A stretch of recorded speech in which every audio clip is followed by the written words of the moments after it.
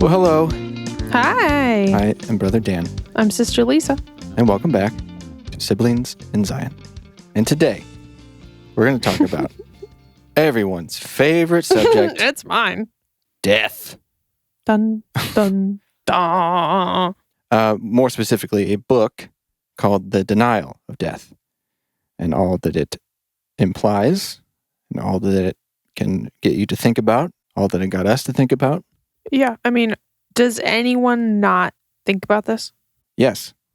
How is that possible? Most people, I would say, have either found or were just given a set of thoughts around death that imply that the death of your body is not the death of you.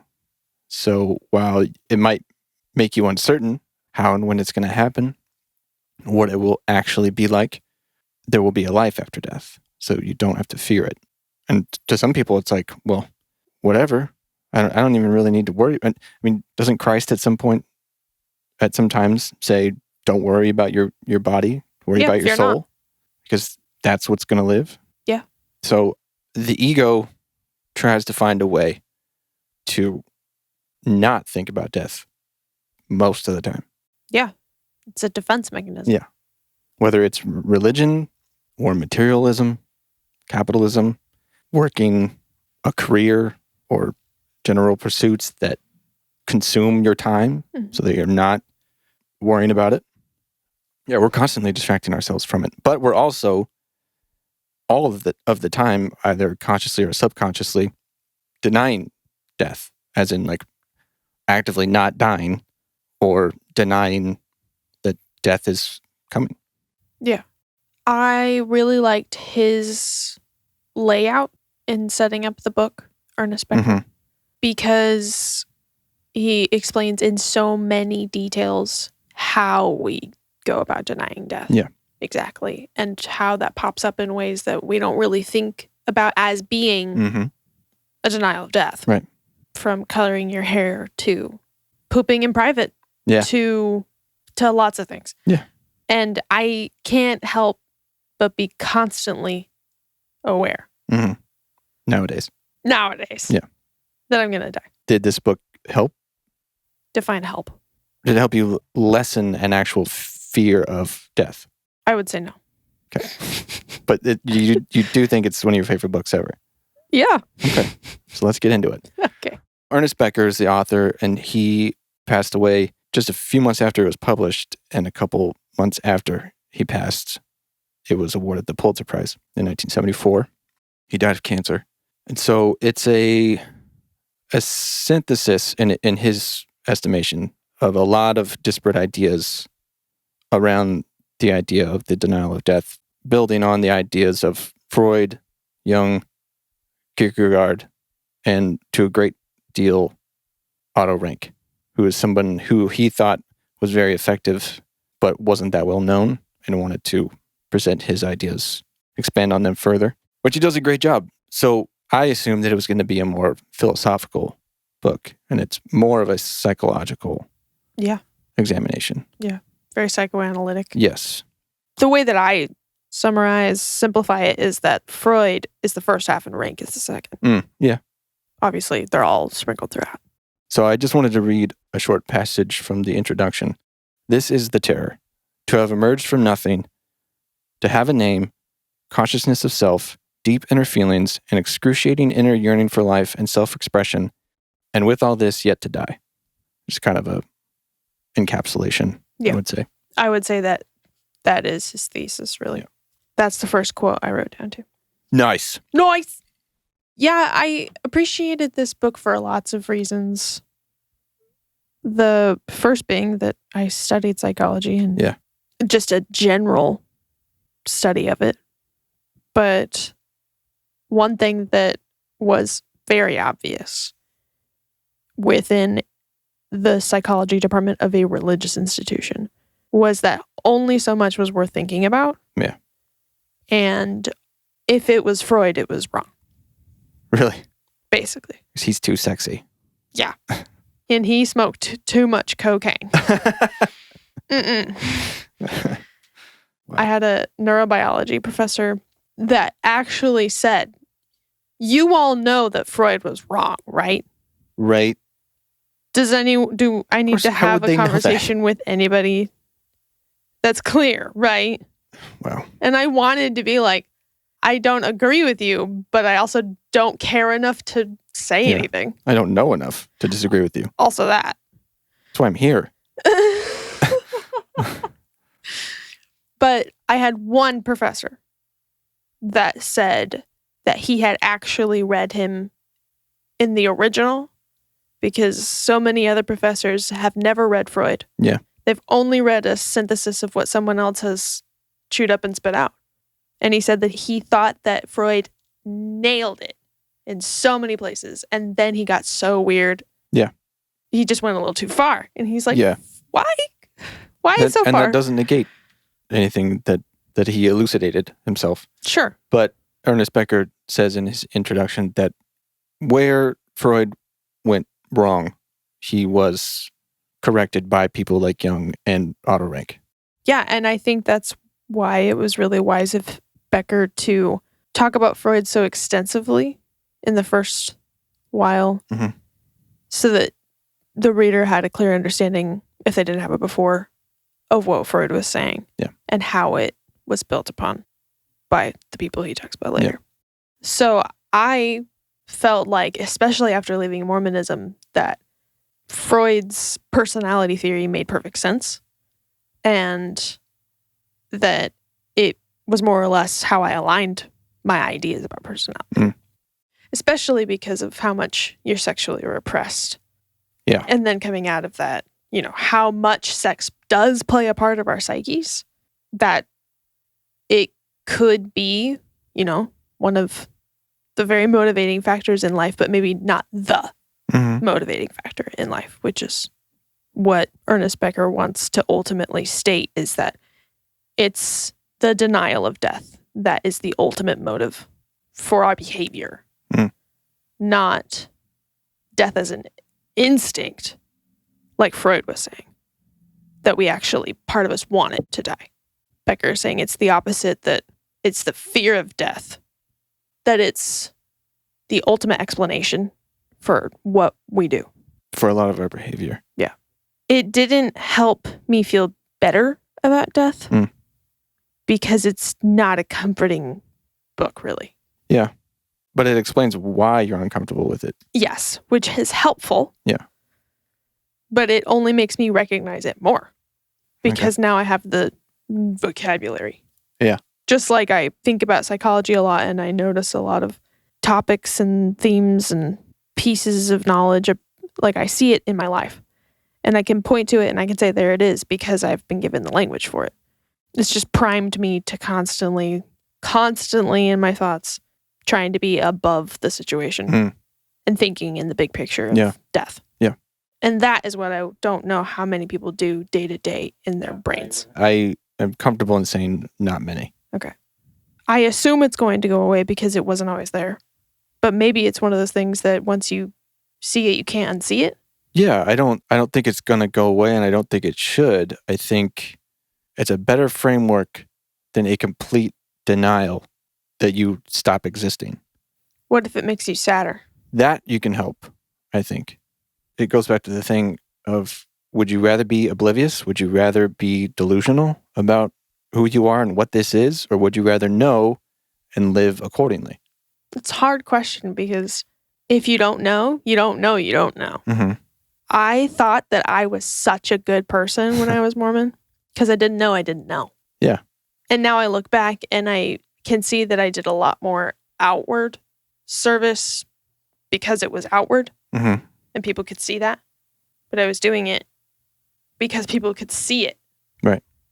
Not because I all the time really cared. You know, like that whole distinction. Not that it was truly coming from your own desire. It was a desire that you wanted to be seen as a good Latter-day Saint. Right. And it was impressed upon you that that's what you should be doing. Yeah.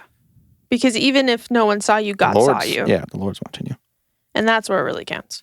Keeping score. Another tally for her. So what I was saying that too is, does it make you a better person to be aware? that you're going to die and act accordingly. But if you're oblivious, are you happier? Or are you just plagued by other things? Well, your example is a perfect summation of what it is to be Mormon, because you are constantly projecting outward. But how many people do you know that do seem to be truly happy in their scenarios, in their families, in their day-to-day lives, rather than the way that they present themselves on Sunday? I mean, most of the Mormons that I know have a lot of problems. Yeah. And if you think they don't, you haven't spent enough time with them. Because everyone is miserable. I mean, you know that if you're a bishop. Yeah. Or you just realize that generally how you feel and what you think is wrong and, you know, the happiness of your life is pretty much what someone else is experiencing just in their specific spot. Mm-hmm. Mormons just are so bad at putting themselves in other people's shoes that, like, they just think, I'm the only one who's bad. Everyone else here has got it together. Right. They can't take that general assumption that they're not the only ones feeling that way.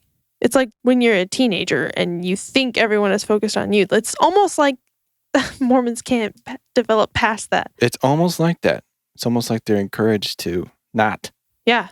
And I doubt it's just Mormon congregations, but congregations of people that are consistent. They develop cliques. They develop infighting. They develop this in-group mentality. They're also constant. I mean, one of the biggest tenets of Christianity is to not judge one another. They do it constantly. They're one of the biggest offenders, I would say. Yeah, Alan Watts. I just listened to him say one of the biggest kicks you can get as a religious person is having something to condemn. Yeah. Such a thrill. All right. So I need to write down, like, there are 6 different conversations we just had that I feel like we didn't get finished. But what we're here to do is talk about the highlights that you did of the book. Okay. So if we find our way back to that, we will. Okay. So, what are the highlights? Number 2, after life just being terrifying, that pretty much sums up this experience for me. Yeah.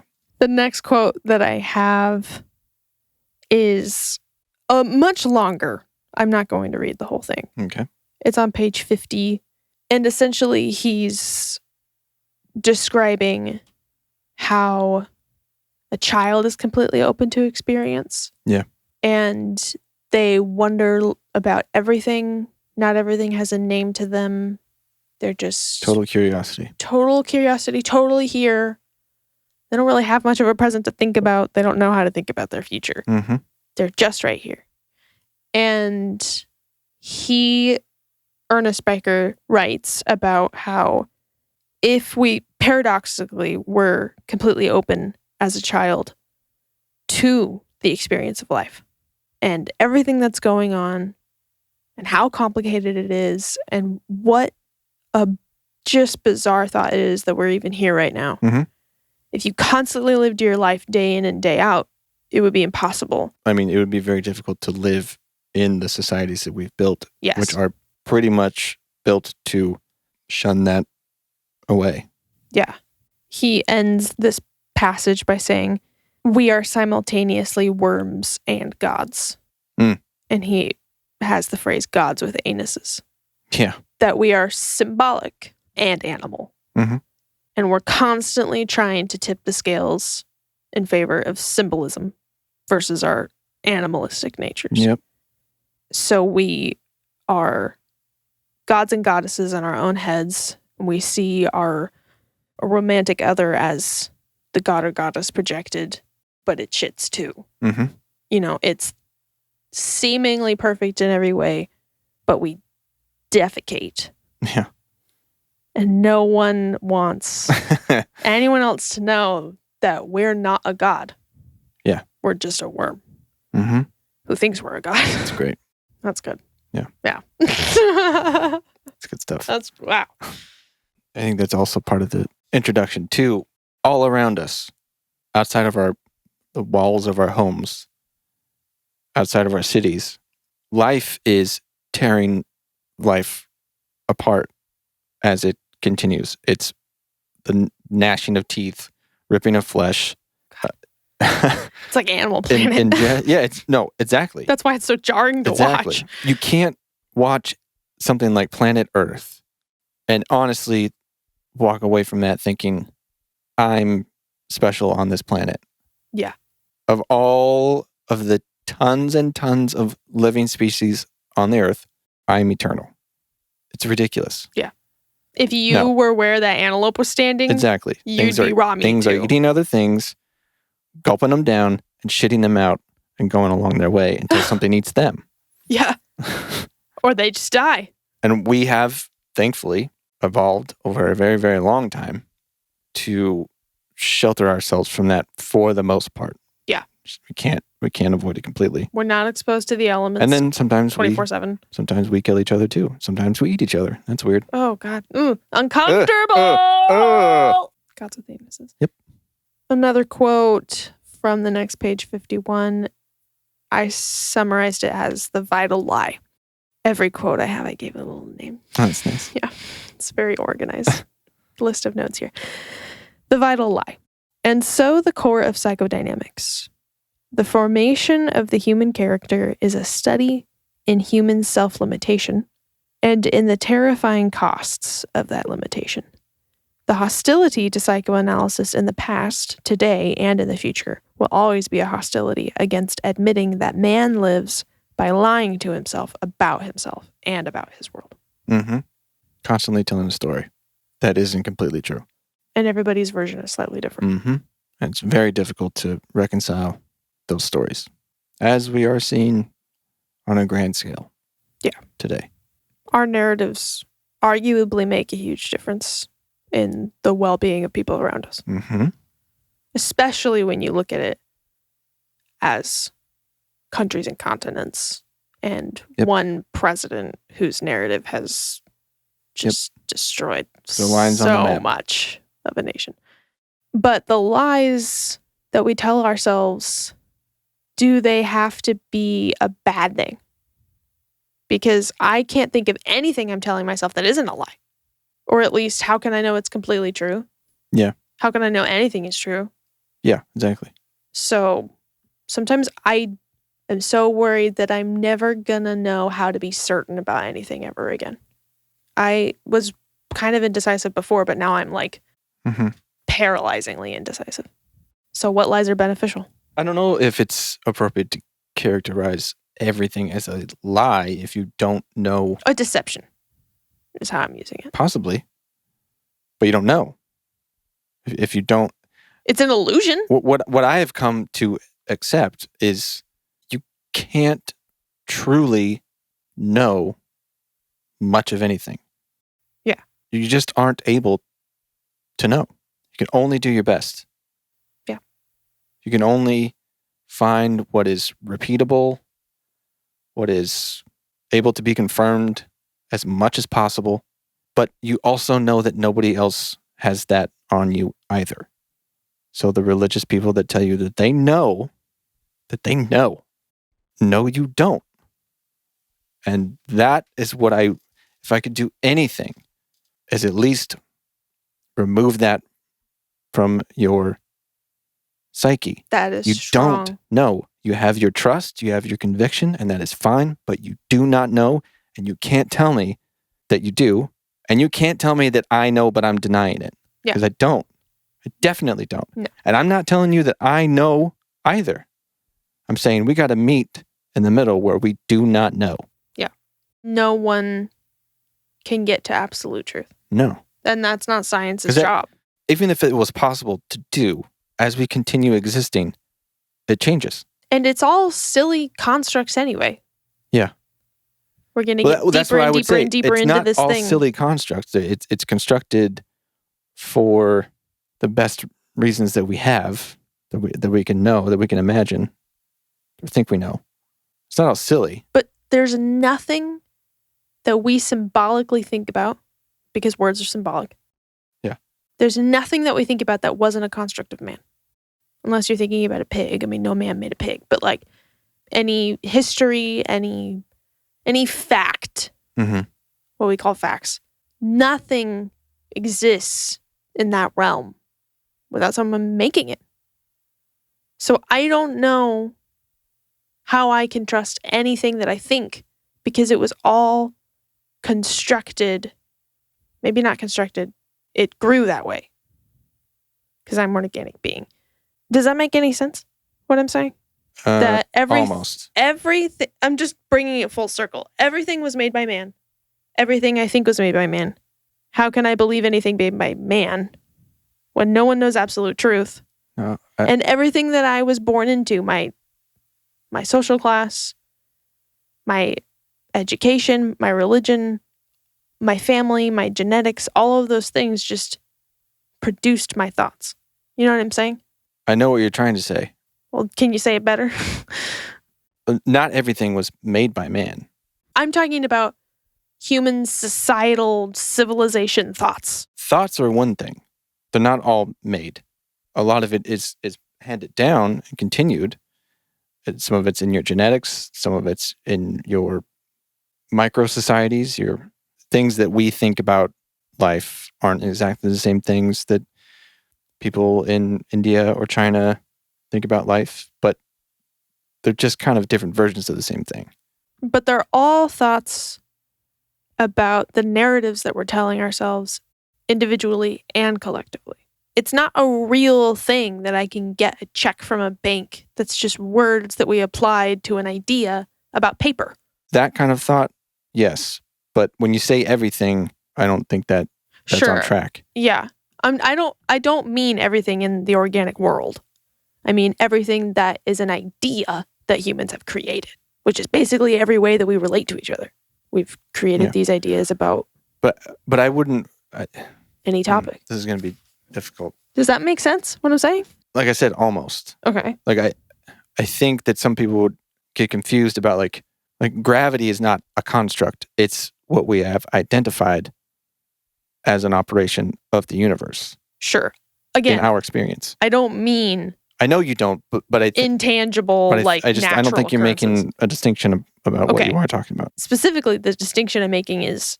money, education, written history. Human societal ideas that we've created together. Not things that are observable. So that kind of stuff, you are just making... You're saying I'm just distinguishing categories of the same thing? But we built banks. Right. It wasn't there to be observed, like gravity. Right. Man didn't make the atmosphere. Right. Man didn't make anything else that grows on it. But everything that's here because a human built it is all just stuff that we made up. Does that make sense? Yeah, but what is the problem with that? That I don't know how to trust anything as real or important. Because from the beginning, it's just all us figuring it out as we go. Yeah. And now I've been told all the things that we figured out as we've gone. Yeah, so right now... we don't know anything about life just because we're all talking about we understand shopping. A lot about life as it's been lived and as it's been correlated. And just like we get to this book from a bunch of other people and a bunch of other books, it makes more and more sense and is more and more useful as it goes along. So here we are in this current. We weren't in it before, and eventually we will leave it. This is the only experience that we're going to have. So if we are aware enough to know that it is a lot of constructed things, but we're a part of those constructions and their evolution. So if we're aware of that and we're participating in it actively, that's the best we can do. Sure. I get what you're saying, and that makes sense. I guess the thing that I can't piece together is when you try to think about the animal world and what the hell economics has to do with that. The world could continue without economics. That's something for people. Right. That we made up. It's not a perfect system by any means. No. That's not something that we derived as a constant, stable truth or law or about the natural world. It's just something that we were like, oh, hey, this is a business. This would be nice. This is how we're going to have to do things if we're going to have collective societies and if we're going to have homes and money and utilities. Yeah. I mean, without all that, we wouldn't be sitting in a room with artificial lights and things to power these microphones and et cetera, et cetera. So it's not inherently a bad thing. No. But to recognize that it isn't necessary to live, that's a great distinction actually, to it make. might be necessary to live longer than 15 years. Yeah, exactly. That's why our lifespan is doubled in the last century. And is that good? Well, there's problems with it because now we have more and more people living on Earth at the same time, and that's making it bad for everybody. Ultimately, I'm saying... What are you saying? We're going to die because we were born. Yeah. That humans were born and they were like, we know we're going to die. We don't want to die. And we've spent all of our historical society figuring out how to make that happen. Even though, what are we going to do with all this extra time? Mm-hmm. Worry about it. Stress about it. Yeah. Have heartache and suffering. And think of every way to put it off. Mm-hmm. To avoid it. Leave a legacy. Yeah. Got to find your life's work and your passion and your love and all of these things. Mm-hmm. For what? We all made it up. Yeah. I'm not saying it doesn't matter in the moment, but what does it matter that there are humans on the planet? If none of us were ever born, if we're all going to die, we are going to kill each other because we were born and we all decided to not want to die. Mm-hmm. And now there's too many of us and nobody wants to die. Yeah. So we're all just going to keep fighting over what's left to keep us alive until we all die. Mm-hmm. Most of us. Yeah. Depending on what Eventually, happens first. If the sun explodes or the atomic bomb or mm-hmm. the earthquakes and the fires and the global warming. And like, there's 10 different ways we could all be wiped out. But everybody's behavior is contributing to it. Yeah. So the difference comes in either believing that it doesn't matter because Christ is going to come and burn the whole earth and restart it. Literally. Shall baptize burn you it by fire. As chaff. And then it will be perfect. Yeah, because he'll separate all the good people from all the wicked people. If you're not wearing garments, you're going to burn the up. Or not playing that game and living in the world as it is and striving to do better. Sure. But now I'm living in the world as it is. And half of it is just nonsense. But that's your experience. It's not everybody's experience. True. But what I'm saying is half of it I spent at a job where society decided that that's how we were going to have to all get along. And I'll do my part there while other people do their part there so that some days we can swap and I'll do that thing for them and they'll do that thing for me. Mm-hmm. And I'll get this paper that I can then give to other people who want to do things for me. So in some ways, civilization helps a lot.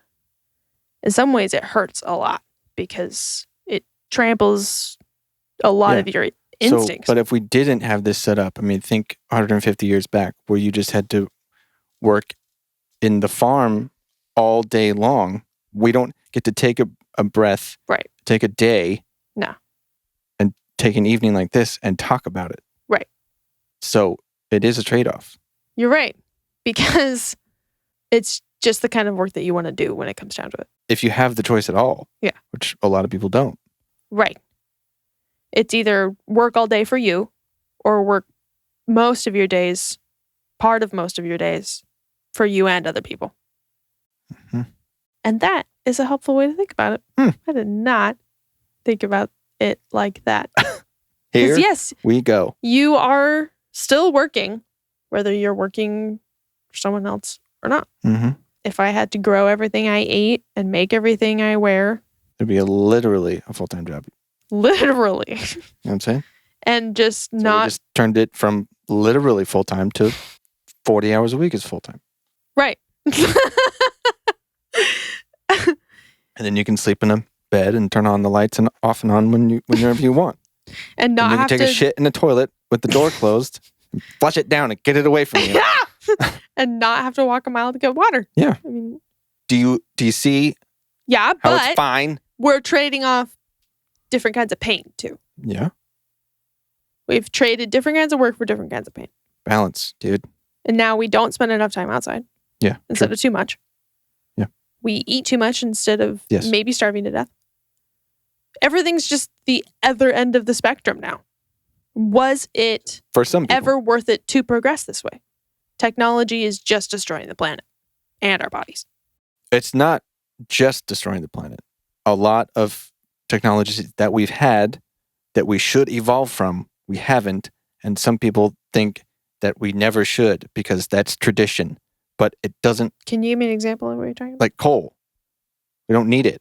Sure. Keeping the coal plants going is not something that we should do if we have a better option.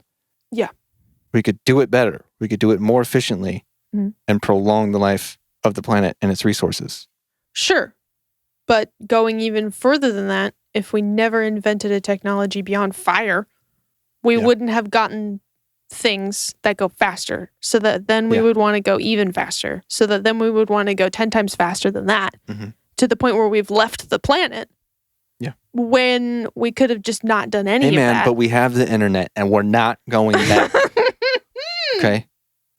So we spent a lot of time on this point. I'm so sorry. What I'm saying is, I noticed just now that I apply this train of thought to a lot of things. I go backwards. Yeah. And I'm like, if this never happened, then then this would never happen. And if this never happened, then I'd be okay. So I'm just like, what do we have to not do? Pretty much just don't do anything. Don't invent anything. Don't be creative. Yeah. Stay animals. The thing is, and the earth will survive. The people that did all that shit are dead. And now we are alive and we decide, do we keep doing this shit if it doesn't work? There's or do we try to do something different? You and I can decide to do things different, but that's not going to change anything. But maybe it will. Like we've talked about, change doesn't happen when we decide we want it. Right. It is incremental. So the ideas spawn, and then eventually the ideas that are good enough to persist and actually make a change will eventually happen. You might not see it in your lifetime. That's the thing. We don't have that much time anymore. Right. Not as individuals, but collectively.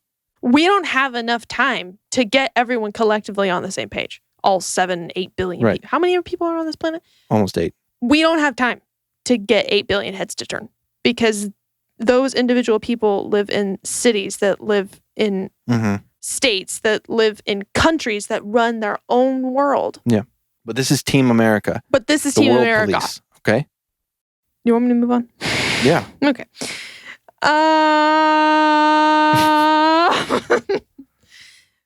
This note is called Born Again, page 58. The worst is not the death, but the rebirth itself. There's the rub. What does it mean to be born again for man? It means, for the first time, to be subjected to the terrifying paradox of the human condition, since one must be born not as a god, but as a man, or as a god worm, or a god who shits. So, every time you realize your true nature, you're being born again.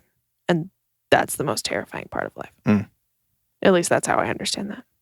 The worst isn't dying. It's realizing you're going to die over and over and over again. I do have those moments. Fewer than I used to. How long did that take? Personally. I don't know. Several years. But you're way ahead of me in my trajectory. So. Animal equipment, page 59. He wants to be a god with only the equipment of an animal, so he thrives on fantasies. Yeah. We want so much for our narrative to be true. I want to be a god. I want to live forever. I want to be important. I want to be special. Yeah. So we pretend that we are. We act as though. Because we can't do anything else about it. He makes a reference to The Stranger by Albert Camus. He basically just says, for anyone who is alone, without God and without a master, the weight of days is dreadful. Hence, one must choose a master, God being out of style. Close quote. Page 127. Close quote. So if you don't have God anymore, what do you have? What master are you choosing? Drugs? Cookies. For me, I think I've just spread it to multitudes of things, not one God. Yeah. With several pillars that I You idol worshiper. Look to. You're breaking the second commandment. Thou shalt not worship graven images. Look at your Buddhas and your skulls. That's just decoration, though. There are individuals whose ideas that I have collected, and I give my appreciation to those people and their ideas, but they are not masters of my thought. You don't subscribe to just the goal is for me to be. using as much of my freedom of choice as I have, knowing that I don't have absolute free will. I can't even look at a picture of a superhero and not have all of this come to mind. Mm-hmm. Why do we glorify heroes like that? Right. Who have powers over death? Because we wish we had it. Exactly. We wish we could fly. I don't want to fly. I'm just trying to fly. I think it's okay for people to like superheroes if they know this. But if they don't, I don't like it. If they don't, I don't like it. Because when you're a child, you're taught to think that's amazing. Well, no, not necessarily. Do you think you just inherently do? I mean, I was fascinated by Superman when I was 2 or 3 years old. Well, sure. I didn't know that it was a superhero or that it was a cartoon or... Right. So do you believe at all in a concrete reality of like a subconscious? That's something that's going on without our even being knowledgeable of it. Yeah. Then it's crazy to me that that is happening and we don't consciously know that we can have all of this going on in the background. Our biology is happening death, whether... And we see something like a superhero and... Yeah. I mean, for reasons how many times a day do you us, think, oh yeah, I'm breathing. Oh yeah, there's blood going through me everywhere. It's disgusting. It's another denial. Yeah. I have a nervous system. I can kind of see the veins once in a while, but there's so many that I don't see. Do you ever pull your... Did I tell you? What? Do you ever like pull your lips back in the mirror to see your teeth? Like... No. Your whole tooth? And like... No. I'll sometimes imagine what the rest of my skull looks like. Yeah. Based on what the jaw you can see. That's the only place where you can see your bones. Mm-hmm. So sometimes I'll just look at it and imagine it extending up into the rest of my head. Because it's the only time you can see what's really underneath your skin. Mm-hmm. And it's so ugly under there. It's a mess. Ew. Just bags of flesh. It's so weird. Anyway. A second world. Page 189. Man needs a second world, a world of humanly created meaning, a new reality that he can live, dramatize, nourish himself in. Illusion means creative play at its highest level. Cultural illusion is a necessary ideology of self-justification, a heroic dimension that is life itself to the symbolic animal. To lose the security of heroic cultural illusion is to die. That's kind of how I feel, is that I've lost the ability to believe in our cultural illusion. Does that make any sense? I mean, this is basically what I said, that we're living in a symbolic world. We can't not. Mm-hmm. To open the curtain, see that it's just a wizard about all of cultural life because we just made it up. That is partly to die because our brain needs to believe in something fictional. A second life. A world to submerge ourselves in. Because that's what separates humans from animals, is being able to do that. Yeah. But once you realize we're all just animals that are making stuff up, and we're not actually invested in the cultural game that we're all playing, it is to die. Because you can't pretend anymore. You can choose to participate while knowing that it's... But it's not the same. No. Because it's like watching a movie. Playing video games. And not knowing you are. Like there's a moment when you're watching the movie and then you remember just now that you weren't aware that you were watching a movie. Mm-hmm. And all we want to do is get into that zone where we're just watching a movie. That we don't exist. That our brain is the movie. Until we realize that we have a brain. And then it's going to stop thinking sometime. Sooner than we think. I don't want that.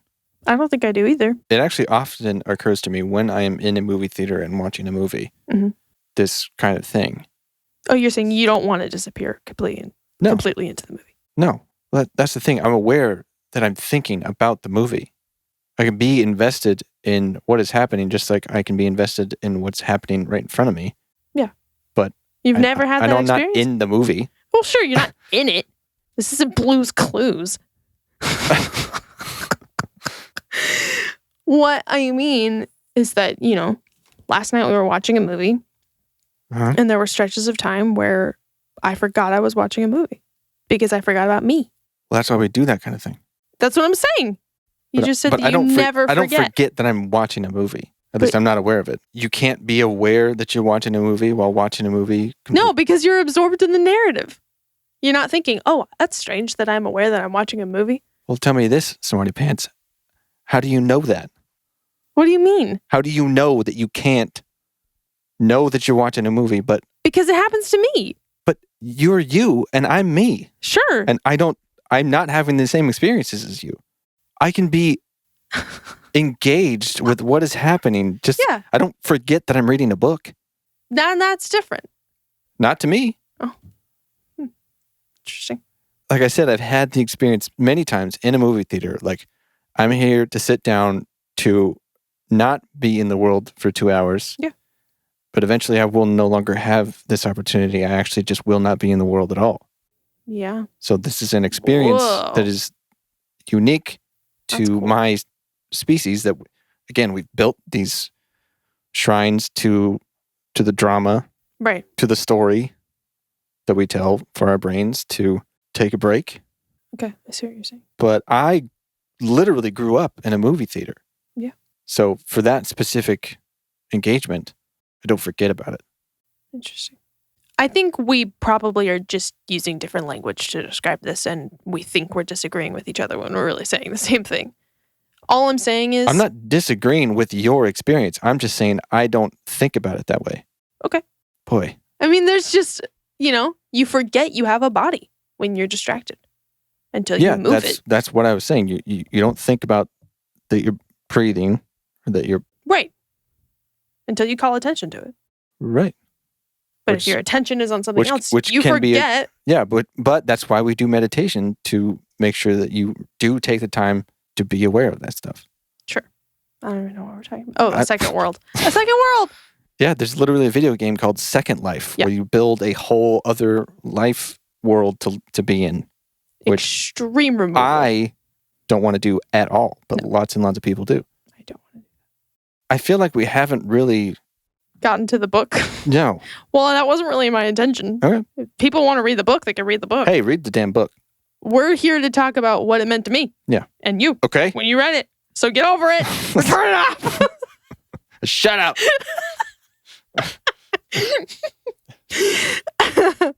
I mean, this is why I read the book. Yeah. So that I could think about it. Yeah. Page 193. Psychology narrows the cause for personal unhappiness down to the person himself. And then he is stuck with himself. He says, but we know that the universal and general cause for personal badness, guilt, and inferiority is the natural world and the person's relationship to it as a symbolic animal who must find a secure place in it. All the analysis in the world doesn't allow the person to find out who he is and why he is here on earth, why he has to die, and how he can make his life a triumph. It is when psychology pretends to do this, when it offers itself as a full explanation of human unhappiness, that it becomes a fraud that makes the situation of modern man an impasse from which he cannot escape. Or, put another way, psychology has limited its understanding of human unhappiness to the personal life history of the individual and has not understood how much individual unhappiness is itself a historical problem, in the larger sense, a problem of the eclipse of secure communal ideologies of redemption. Rank put it this way. In the neurotic, in whom one sees the collapse of the whole human ideology of God, it has also become obvious that what this signifies psychologically. This was not explained by Freud's psychoanalysis, which only comprehended the destructive process in the patient from his personal history without considering the cultural development which bred this type. So therapy is taking it down to you and your problems and the microcosm of your life. But really, our problems are connected to our world with the whole ecosystem and the lack of relationship with it. Page 201, life as play. The only secure truth men have is that which they themselves create and dramatize. To live is to play at the meaning of life. And that makes me uncomfortable because I don't want to believe that my only secure truth I made up and am living out. I mean, it's nice And I want to be the kind of person that's like, to play is to live at the meaning of life. Not fun. The universe is just playing. It's just having a good time. We're all just creating. I can't look at that and be like, oh, that's nice. Not right now, anyway. Thank you. Don't give up. Page 202, which illusion? We said earlier that the question of human life is on what level of illusion does one live? Mm-hmm. This question poses an absolutely new question for the science of mental health, namely, what is the best illusion under which to live? Or what is the most legitimate foolishness? If you are going to talk about life-enhancing illusion, then you can truly try to answer the question of which is best. You will have to define the best in terms that are directly meaningful to man, related to his basic condition and his needs. I think the whole question would be answered in terms of how much freedom, dignity, and hope a given illusion provides. These three things absorb the problem of natural neurosis and turn it to creative living. Creative living or not, everybody's just making up their own illusion and deciding which one is best in terms of the terms of man and our symbolic agreement. So which illusion do you live in? Yeah. What's the most legitimate foolishness? Well, I would say the foolishness that you aren't temporary, that your existence isn't temporary, that you are eternal. Of all living things, you have the key to an extension or an eternity. And in turn, look at others and tell them that you do and that you could have it too if you join in this delusion with me. This is not valuable, I don't think.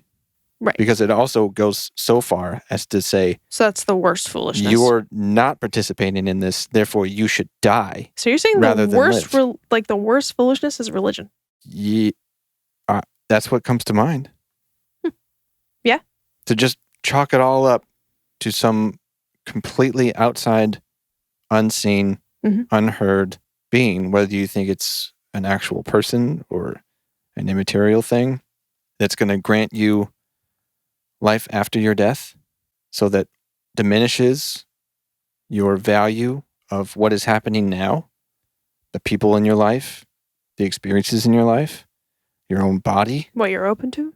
That is, in my view, not a valuable illusion. Yeah.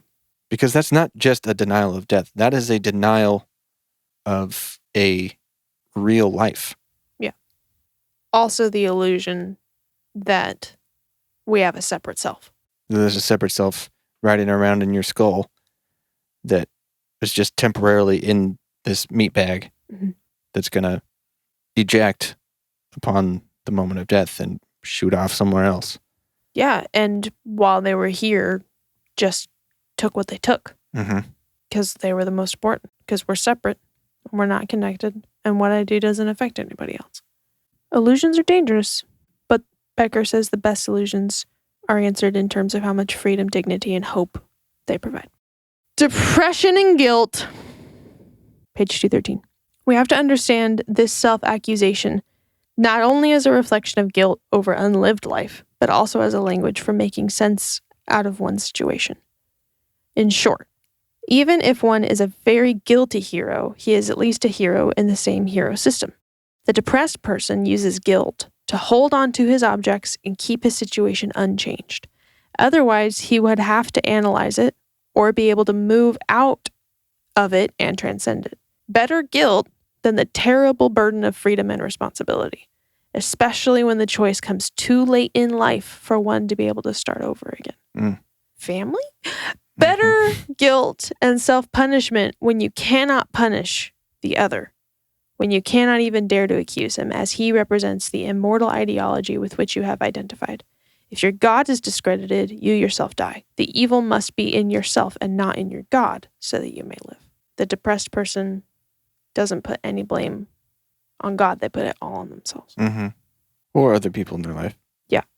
Yep. But better to not change anything so that you don't have to face the truth. Yeah. Because then you'd have to do something about it. Sometimes that's the hardest thing. Page 261. If one is a creature and not a God. Once again and always we are back to basic things that we have not shouted loud enough from the rooftops or printed in big enough block letters. Guilt is not a result of infantile fantasy, but self-conscious adult reality. There is no strength that can overcome guilt unless it be the strength of a god. And there is no way to overcome creature anxiety unless one is a god and not a creature. So we're just stuck between guilt and anxiety. Because we can't forgive ourselves for everything. And there's no way to stop having an anxiety about being a creature because you can never stop being a creature. Yeah. I only have one more quote. Okay. Page 268. The painful paradox. We saw that there was no way to overcome the real dilemma of existence, the one of the mortal animal who at the same time is conscious of his mortality. A person spends years coming into his own, developing his talent, his unique gifts, perfecting his discriminations about the world, broadening and sharpening his appetite, learning to bear the disappointments of life, becoming mature, seasoned, finally a unique creature in nature, standing with some dignity and nobility, and transcending the animal condition, no longer driven, no longer a complete reflex, not stamped out of any mold. And then the real tragedy, as Andre Malraux wrote in The Human Condition, that it takes 60 years of incredible suffering and effort to make such an individual, and then he is good only for dying. This painful paradox is not lost on the person himself, least of all himself. He feels agonizingly unique, and yet he knows that this doesn't make any difference as far as ultimates are concerned. He has to go the way of the grasshopper, even though it takes longer. The person is stuck with the full problem of himself, and yet he cannot rely on himself to make any sense out of it. Yeah, that makes sense. We're screwed. No, but yeah, that's not where I'd go to with it. I'm so pessimistic. Just acceptance of that. Being able to realize that, but you're still alive. But what's the point? Well, that's a different question. Again, I ask, does there have to be a point? For someone who grew up with the idea that there did, yeah. Well, I grew up the same way, and not really, for better or worse. I mean, I heard all the same things. Up to a certain point. I didn't participate the same way that you did. Exactly. Because what you heard never became your thoughts. Not past my adult brain. I mean, just when my brain was fully formed, I took it apart. Everything is wrong. Smash it! Etch a sketch. So, what? I spend my whole life trying to be the best person I can be. Be the best you can be. Sure. Do everything, eat right so you can carry your groceries when you're 90 and just do everything perfectly so that you can live long enough to just die. What? But maybe in the process, you help other people. Yeah, but if they didn't exist, then they wouldn't need to be helped. Neither we or them have any choice in the matter. We can only choose not to reproduce. The people that are here are already here. We're already in this. If we can help make the experience more tolerable in any moment, on any day, yeah, that is a noble thing. I mean, I know this doesn't make any sense and it's stupid, but I do believe that the most important thing is to relieve suffering where I can. But I, by existing, am a burden to myself and to everyone around me because I require so much just to sustain me day to day. Basically, I'm just mad. Yeah, I know. But I haven't moved to the acceptance stage. And I know that acceptance doesn't mean that you're okay with it. It means you learn to live with it. Doesn't mean you like it. No. But if you can accept some of these very difficult obstacles to your brain, then you can have a more enjoyable experience around it. Because like I said, we're already here. We're already in the current. Yeah. If you look around, recognize that you're in the current and you have the ability to choose how you experience it instead of just letting it take you and not caring or actively not taking estimations of what is happening as it's happening and doing your best to make it a better experience for you and ultimately for other people, hopefully. It's going to take a long time. Okay, well. So I hope that made you really want to read the book. You can be like... No, we haven't done a very good job I'm so sorry. Of conveying how good the book is. Yeah. And how it is. How much it can help you understand the psychological plight of most people, of mankind in general, and kind of connect a lot of dots. Yeah. Things beyond your day-to-day experience. Yeah. And I sound bitter and angry, and I am. But I say that this is my favorite book because I still believe that the most important work that I can do with this information is to live my life as a preparation for death. Mm-hmm. Because if I don't know that I'm going to die, I'm going to live like it doesn't matter that I'm alive. Mm-hmm. Which, as we've discussed, harms a lot of people. It can. Yes. And it does make things sweeter because you realize how poignant it is. Like when you're sitting in the movie theater and you know that you're going to go back into the world and you can be sentimental about it for that time because you're removed from it. Mm-hmm. When we're in it, we forget how rare this is. But if we take time and remember that it's not going to last forever, if this could be the last time that you do something, honestly, if you think about the possibility of death of any kind, may it help you enjoy it more? To be determined for me. TBD. So before we end, I have something that might be profound. I don't know. Yeah, let's end on an inspiring note from the only person in this team who's capable of doing that. So before we end, I don't know if this is necessary, but it just reminded me that it happened. I go on these long walks, and a little while back, I was walking and I was looking around at different houses that had been taken down and replaced by bigger, quote unquote, better houses, and how much they stand out, and kind of makes you, especially if you've lived in these neighborhoods for decades, like it's changing. They're changing it. And then people get upset because monuments are being taken down, statues. They're changing it. They're erasing things.